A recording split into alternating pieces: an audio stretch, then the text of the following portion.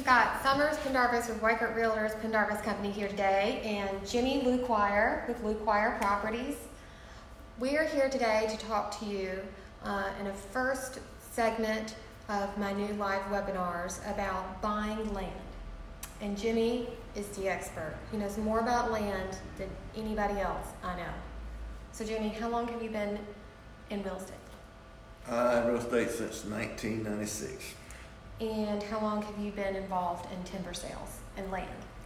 Since 1964. So how many years is that with land? That's a long time. A long time? Yeah. You're a spring chicken though, right? Right. Okay. So for someone looking to buy a home site property, probably the most common type of land purchase we see, right? That's right. And what you got to consider is if you're buying a raw tract of land, even an acre up to 50 to 100 acres, if you want to put a home on it, you need to make sure that it will perk for a well, for a septic tank. And then also you have to have a well in most cases in the county.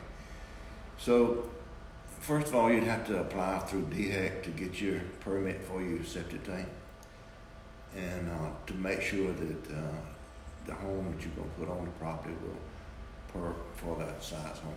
And if you have a good real estate agent, that is who, like Jimmy or me, would be able to help you through that process, right? That's correct. You're not alone trying to figure out what a perk test is and filling out the paperwork. There's an agent there to help you do that. There's a process you have to go through. And at what stage of the process do you have the perk test done? Before the offer is made? No, what you want to do is pinpoint the property, make sure you got the property tied up with a price you can afford, and then they make that contract continuously in the contract to do perk. Okay. We want to make sure we got that clear, folks. So you got to wait till you have a contract. Yeah. Most of the time you have to have the home site cleared for DHEC to come out to do the perk test. So you can have some expense up front to get that done. Okay. So once you get a contract and the perk test passes, let's make that assumption, what happens next? Well, the next thing you have to do is get your home plans done and get them approved through building and planning in the county again. And you have to pull a permit, and then you get your contract. Now, at that point, are you typically already purchased the land and you've closed? Is that right? That's okay, right. So you have your perk test, and then you close on the land, and it's in your name, or in a mortgage company's name, depending on if you're paying cash or getting a loan. Well, if you got a construction loan, the bank will pay up front for the land. You don't want to build a house or someone else's land. Right. And so once you've got the land secured in your name, you then go about getting the building permit, planning permits with a contractor and all of that. That's right. Okay.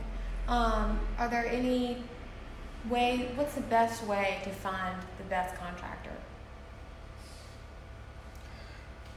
What I would do is look for a contractor that's building houses every day. You don't want to get someone that's builds 2 houses a year. You want to get somebody that builds houses every day, that's got a good crew, and someone that you can get in contact with when you need him, talk to him.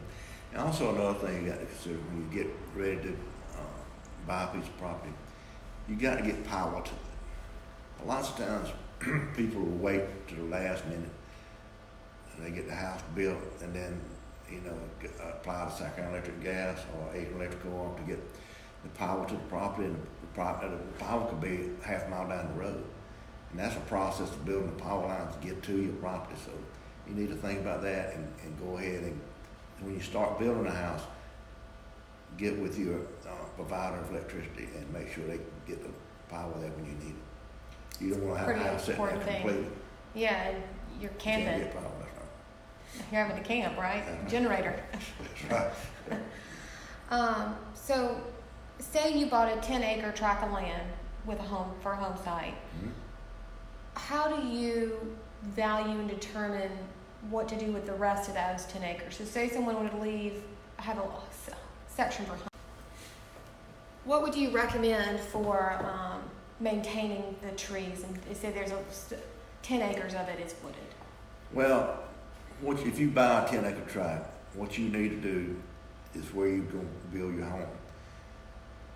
to save your tax money, you'll survey off 1 acre around your house, and you'll separate that from the 10 acres. So then you have 9 acres that you can apply for ag use, and the taxes are a lot cheaper.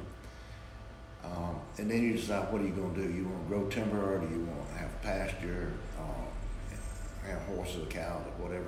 Or you going to build a barn? What you going to do? You got to decide what you're going to do. If you have timber, then timber is just like a crop. You got to manage it. You got to thin it when it's time, and take care of it.